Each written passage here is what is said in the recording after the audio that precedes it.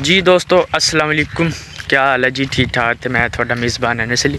तो अज का व्लॉग करने स्टार्ट। जी दोस्तों, तो अज जड़ा ना मैं चला बड़ी दूर।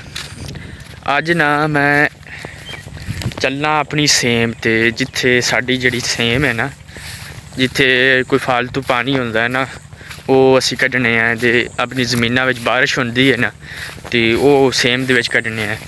तो उत्थों मिट्टी है चीकनी, तो वो लवन जानी है मिट्टी। तो उंदे नाल जड़ियां ना जो छत्तां जड़ियां ना वो लिम्मी दियां ने, तो वो इस दी वजह तो ना वो लैन जानी है। तो मैं फिलहाल जी ना रेहड़ी अपनी लवन आया कि मेरी साड़ी रेहड़ी सुबह दी आई हुई सी, चाचू लैके आया सी। वो जड़ा ना मैनू साह बड़ा चढ़िया जाता, गर्मी बहुत ज़्यादा है, तो जिस दी वजह साह चढ़ी जाता है। तो चाचू जड़ा ना रेहड़ी लैके आया सी सुबह दी, तो उन्हें बोर चलाई है, तो उन्हें जड़ी ना मुंजी नूं पानी लाया। तो फिर जड़ा ना वो रेहड़ी सारा समान जड़ा ना तेल तूल ते खाद ते जहर वो सारा जड़ा लैके आया सी। हुण मैं चला रेहड़ी लैन, तो रेहड़ी लैके ते अम्मी जान मेरे नाल ही आ, तो वो उत्थे खड़ी है। मैं तू छां ते खलो, मैं ना रेहड़ी लैके आना। तो हुण मैं चला रेहड़ी लैन, तो चाचू जान पता नहीं कित्थे रेहड़ी बन्नी हुई है, बल्कि कित्थे रखी हुई है रेहड़ी। तो वो हुण पता करने कित्थे उन्हें जड़ी रेहड़ी लैके गया सी। तो फोन करना उन्होंने, तो फोन करके फिर पुछने कि वो कित्थे रेहड़ी हैगी। तो भाईजान इत्थे मेरा जड़ा ना एक छोटा भाई वो बकरियां लैके आया है, तो उनका पता करने है कित्थे।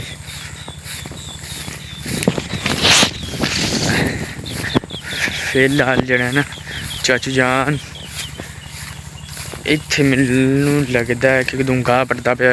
वो ना जड़ा ना लैके आया सी दातरी, तो दातरी उन्हें गाह पटना सी, तो वो इत्थों ही पटना बाग दे विचों। तो इत्थे कदों नज़र नहीं आता पिया। तो फिलहाल जड़ा ना आपां नूं लभ के ते पुछने रेहड़ी कित्थे। दोस्तों तो फिलहाल जो है ना मेरा चाचू जान गाह पटदा पिया, तो गाह जड़ा है ना पट्टन दा बड़ा माहिर है। तो ये जड़ा ना गाह इन्हें पट लिया, थोड़ा जा रह गया। तो पूछ लिए रेहड़ी कित्थे खलोती है, रेहड़ी पीछे खलोती है, तो लैके जाने हैं। जी दोस्तों तो फिलहाल जो है मेरा भाई जान भी इतने बकरियां छड्डियां हुई ने, वो पिछे बकरियां चरदियां पांदियां ने। तो पता नहीं की खांदा वांदा नींबू हैं, नींबू खांदा पिया। नींबू खांदा पिया।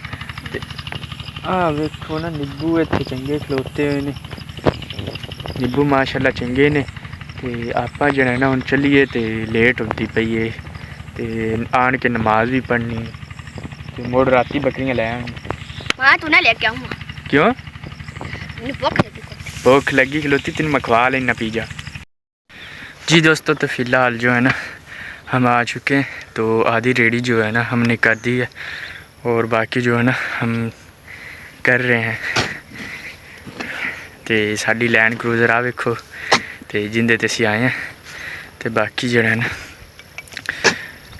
अम्मी जान थोड़ा थोड़ा सटदी, मैं अगे इन्नी पार दी है, तो अम्मी जान लगी है थोड़ा थोड़ा हूँ करन। तो फिलहाल जो है घर के जाने हैं। जी दोस्तों फिलहाल जो है ना हम आ चुके हैं। तो ये बेड है जहाँ पर मैं सोता हूँ। तो ये गाड़ी है न्यू ली है नवी, तो ये मोटरसाइकिल हमारा खड़ा हुआ है। तो यहाँ पर मैं सोता हूँ। तो मैं इसलिए वीडियो नहीं बना सका कि मैंने ना नमाज़ पढ़नी थी। जी इसलिए मैं नहीं वीडियो बना सका कि मैंने नमाज़ पढ़नी थी, तो इसलिए मुझे जल्दी थी। तो मैं ना ईशा की नमाज़ भी नहीं पढ़ सका, तो जिसकी वजह से मुझे लेट हो चुकी थी। तो अब जो वीडियो है ना सुबह आएगी, वो जो आधी है ये मैं आज अपलोड कर दूंगा, जो आधी है ना वो सुबह आएगी। तो इंतज़ार रखिए। अल्लाह हाफिज़।